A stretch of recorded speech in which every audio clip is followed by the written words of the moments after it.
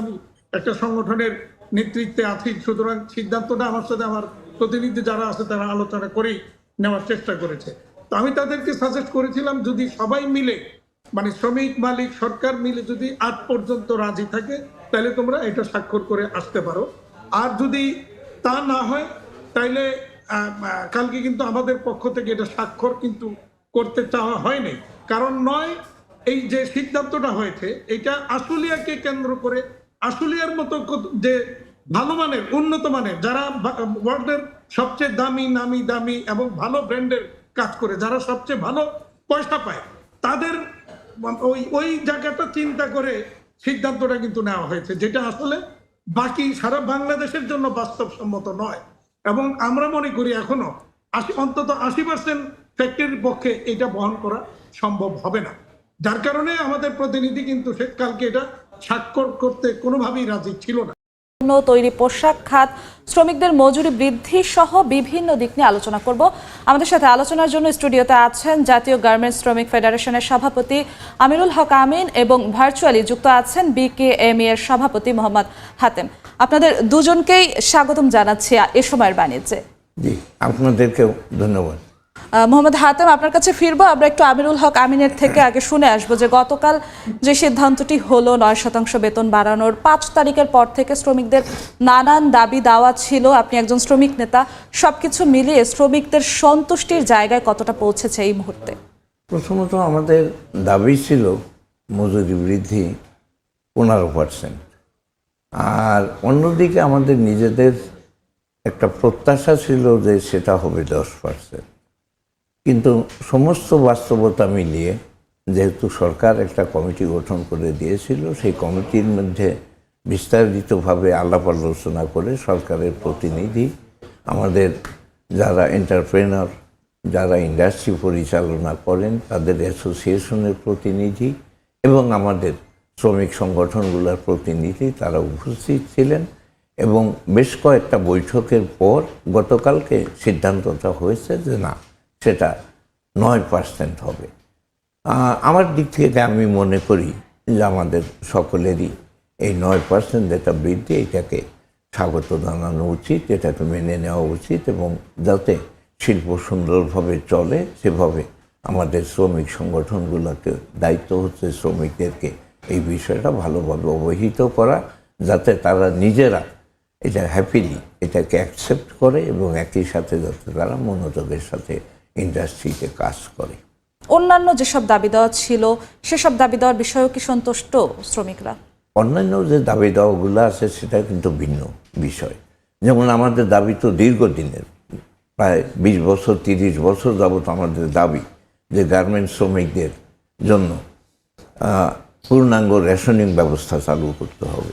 গত 15 বছর 16 বছর যাবত মন্ত্রী, এমনকি বাণিজ্য মন্ত্রী, কয়েকবারের বাণিজ্য মন্ত্রী সহ শ্রমমন্ত্রী, তারা নিজেরা অনেকবার আমাদেরকে কথা দিয়েছেন, প্রতিশ্রুতি দিয়েছেন যে হ্যাঁ, গার্মেন্টস শ্রমিকদের জন্য রেশনিং ব্যবস্থা চালু হবে।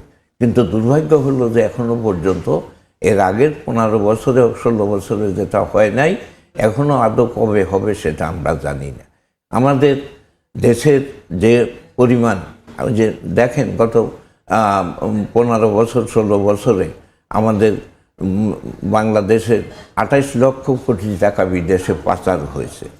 তো অথচ আমাদের এই গার্মেন্টস শ্রমিকদের 42 লক্ষ গার্মেন্টস শ্রমিক যারা দেশের 84% রপ্তানি কভার করে, তাদের জন্য রেশনিং বন্দোবস্ত করা, এটা কেন সরকার এতদিন যাবৎ করতেছে না আমরা এটা জানি না। কিন্তু 9% বেতন বাড়ানোর দাবিটাতে সন্তুষ্ট, যেটা সিদ্ধান্তটা এসেছে, যেটা 9% যেটা বৃদ্ধি হয়েছে। হ্যাঁ, আপনার কাছে আবারও ফিরবো। মোহাম্মদ হাতেম, আপনার কাছে একটু ফিরতে চাচ্ছিলাম এই বিষয়টাতে। যেমনটা বললেন শ্রমিকদের পক্ষ থেকে যে শ্রমিকদের 9% সন্তুষ্ট হওয়া দরকার, এবং উনি মনে করছেন যে সন্তুষ্ট হয়তো বা শ্রমিকরা। মালিক পক্ষের তরফ থেকে আপনার কি মনে হয় যে এই সিদ্ধান্তটা এসেছে সেখানে মালিক পক্ষের সন্তুষ্টি কতটা? আমি ধন্যবাদ, প্রথমে আপনাদেরকে ধন্যবাদ জানাই, আমিন ভাইকেও ধন্যবাদ জানাই যে আমিন ভাইদের মতো যারা বাংলাদেশে দায়িত্বশীল ভূমিকা পালন করেন শ্রম আন্দোলনে বা শ্রমিকদের নিয়ে, ইন্ডাস্ট্রি নিয়ে, তাদের আজকেও আমরা দেখলাম যে আমিন ভাই এবং গতকালকে কমিটির মিটিংয়ে যারা ছিলেন তারা দায়িত্বশীল একটা ভাবেই সিদ্ধান্তটা নিয়েছেন, এবং আজকে আমিন ভাইও সেভাবেই কথা বলেছেন, দায়িত্বশীল কথা বলেছেন। আমি ওনাদেরকে ধন্যবাদ জানাই।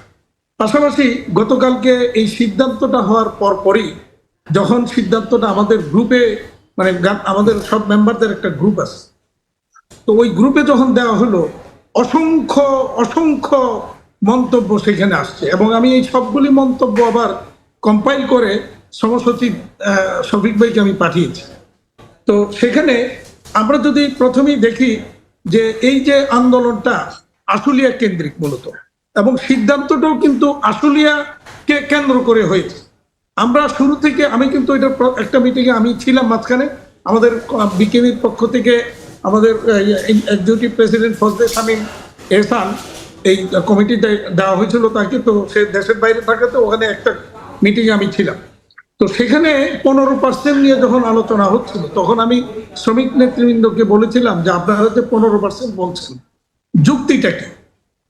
যুক্তিটা আপনারা যদি এখন ইনফ্লেশন রেটকে বিবেচনায় নেন তাহলে বলতে পারেন 9, 9.5, 10 পর্যন্ত হয়তো আপনারা বলতে পারেন, যেটা আমিন ভাই বললেন যে ওনাদের মাথার চিন্তা ভাবনা ছিল 10-এর মধ্যে। তো সেই 10 হলে এটা যৌক্তিক ছিল। আর আমরা যেহেতু এখন 9.5 পর্যন্ত ইনফ্লেশন আছে, আর যদি আমরা যেটা সেদিন বলেছিলাম যে সরকার যদি মনে করে যে এটা ইনফ্লেশন রেটটা কমবে, যেটা আমরা গত 10 বছরের একটা ইনফ্লেশন রেটের একটা হিসাব আমরা ওই দিন মিটিংয়ে তুলে ধরেছিলাম, সেখানে দেখা গেছে যে এই বছর, মানে এই গত 2-1 মাস ছাড়া এর আগ পর্যন্ত কিন্তু কন্টিনিউয়াসলি 5-এর উপরে, 5 থেকে 6-এর মধ্যেই কিন্তু ইনফ্লেশন রেটটা ছিল বিগত বছর।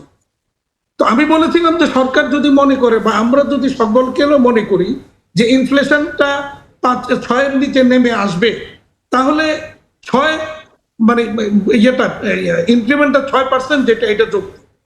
শেষ পর্যন্ত আমরা এটাও বলেছি যে ঠিক আছে 6-এর জায়গায় আমরা পরে যখন কাল ওই দিন 7-এ গেল, তো সেখানে এটাও বলা হয়েছে যে ঠিক আছে 7 পর্যন্ত আমরা দিতে পারি, আমরা সিদ্ধান্ত নিতে পারি। পরবর্তীতে যদি দেখা যায় যে ইনফ্লেশনটা কমে নাই বা 7-এর উপরে ছিল, তাহলে 5 বছর পরে যখন আবারও মজুরি বৃদ্ধির জন্য মজুরি বোর্ড হবে, তখন তারা সেটা সমন্বয় করে নিতে পারে।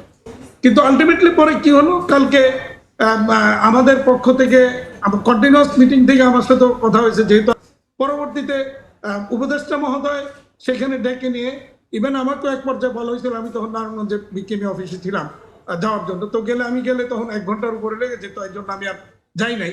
উপদেষ্টা মহোদয় ডেকে নিয়ে পরে অনুরোধ করে এটা স্বাক্ষর করিয়েছে, কিন্তু সেখানে কিন্তু লেখা আছে, আপনারা যদি দেখেন মালিক পক্ষ কোনোভাবেই 8-এর উপরে রাজি হয়নি, এই কথাটা কিন্তু এর মধ্যে লেখা আছে। তো ব্যাপারটা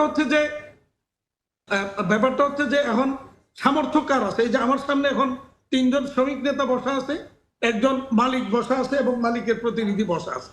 সেখানে তারা আসছেন বিচার নিয়ে যে ওই ফ্যাক্টরিতে গত বছরের যে মজুরি সেটাই বাস্তবায়ন হয় নাই।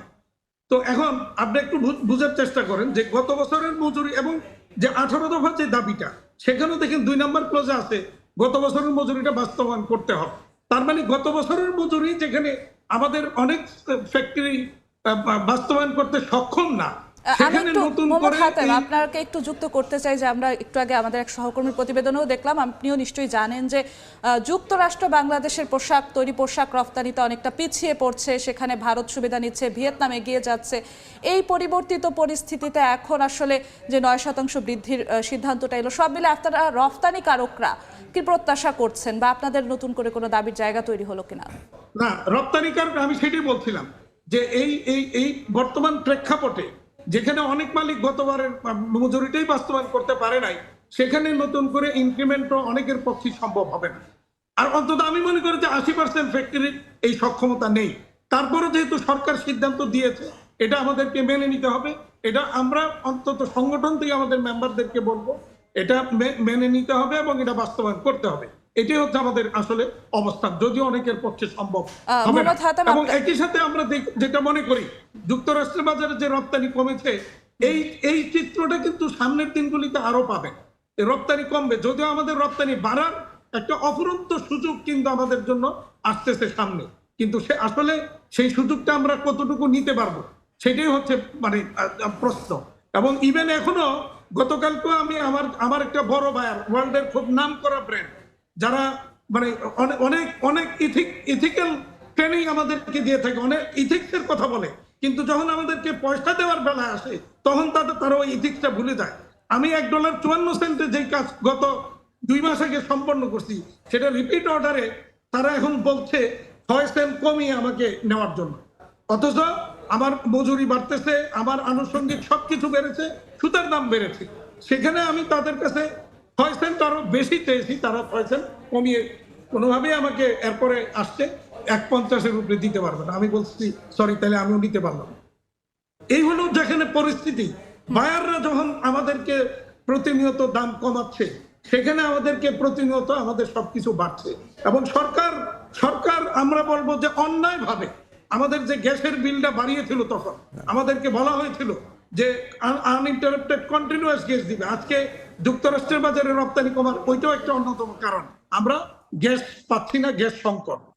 অথচ আমাদের কাছ থেকে অস্বাভাবিক হারে একটা মূল্য বৃদ্ধি তখন করিয়ে নেওয়া হয়েছে, যদিও আমরা সেটাতে রাজি ছিলাম না। তো এই যদি পরিস্থিতি হয়, আজকে আপনি দেখেন যে আমরা একটু এই বিষয়টা নিয়ে আমিরুল হক আমিনের কাছে যেতে চাই।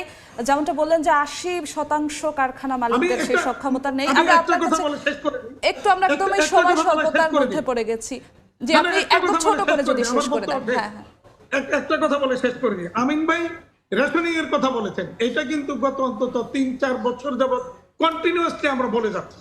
এটা অত্যন্ত যৌক্তিক বর্তমান প্রেক্ষাপটে শ্রমিকদের জন্য সরকার যে কোনো পর্যায়ে যে কোনো উপায় হোক এটা যেন ব্যবস্থা করে আমাদের কাছে পক্ষ থেকে অনুরোধ থাকে। জি, আপনাকে অসংখ্য ধন্যবাদ মোহাম্মদ হাতেম। যেমনটা বললেন যে 80% পোশাক কারখানা মালিকদের এই সক্ষমতাটা এখন নেই। এবং আরো একটি বিষয় আমরা দেখলাম, যুক্তরাষ্ট্রের বাজারে বাংলাদেশের তৈরি পোশাক রপ্তানি কমছে। পোশাক খাতকে ধরে রাখতে আসলে শ্রমিক মালিক দুই পক্ষেরই তো একটি সন্তোষজনক জায়গায় পৌঁছানো দরকার। তো সবকিছু মিলিয়ে সেক্ষেত্রে আপনাদের শ্রমিক নেতাদের বা শ্রমিকদের তরফ থেকে উদ্যোগটা কেমন হবে? আচ্ছা, প্রথমত হচ্ছে হাতেম ভাই যেটা বললেন যে ওনাদের প্রতিনিধি এই 9% স্বাক্ষর করতে রাজি ছিলেন না, কারণ ওনাদের অবস্থানটা ছিল 8%। আবার অন্যদিকে আমাদের শ্রমিক পক্ষের যারা প্রতিনিধি তারাও কিন্তু 9% স্বাক্ষর করতে রাজি ছিল না। তাদের অবস্থানটা ছিল, যেহেতু আমাদের আগে একটা কনসেনসাস ছিল যে এটা 10% হইতে হবে, কাজেই তারাও কিন্তু সেখানে স্বাক্ষর করতে রাজি ছিল না, সম্মত ছিল না। এরপরে গভর্নমেন্টের পক্ষ থেকে সেখানে আমার জানা মতে গভর্নমেন্টের পক্ষ থেকে তারা 10 আর 8 দুই পক্ষের এটার মাঝামাঝি 9 করে এটা সেটেল করছেন। হ্যাঁ, হাতেম ভাই যেটা ছোট করে জানতে চাইবো যে এই আপনারাও পোশাক খাতের সফলতার জন্য সহায়তা করবেন কিনা বা পরবর্তী পদক্ষেপ 1 মিনিট একটু শেষ করে দিবেন। হাতেম ভাই যেটা বললেন যে হ্যাঁ, অনেকগুলা ফ্যাক্টরি হয়তো এটা অ্যাফোর্ড করা তাদের জন্য কষ্টকর হবে। আমাদের দিক থেকে বিবেচনা করলে এটাও কিন্তু চিন্তা করতে হবে যারা কাপড়টা তৈরি করে তারা যদি ন্যূনতম পক্ষে একটা জীবনযাপন করার মতো যদি একটা উপযোগী মজুরি যদি না পায়, ন্যূনতম বেঁচে থাকার মতো, টিকে থাকার মতো, তাহলে কিন্তু উৎপাদনই হবে না। আর যদি সেই উৎপাদনটাই না হয় তাহলে আমার রপ্তানি কোথা থেকে হবে? আপনাকে অসংখ্য ধন্যবাদ আমিরুল হক আমিন আমাদের সঙ্গে যুক্ত হওয়ার জন্য। আমাদেরও সেই প্রত্যাশা থাকবে তৈরি পোশাক খাত শ্রমিক মালিকদের মিল সাজসেই আসলে এগিয়ে যাক। আপনাকে অসংখ্য ধন্যবাদ আমাদের সঙ্গে যুক্ত হওয়ার জন্য।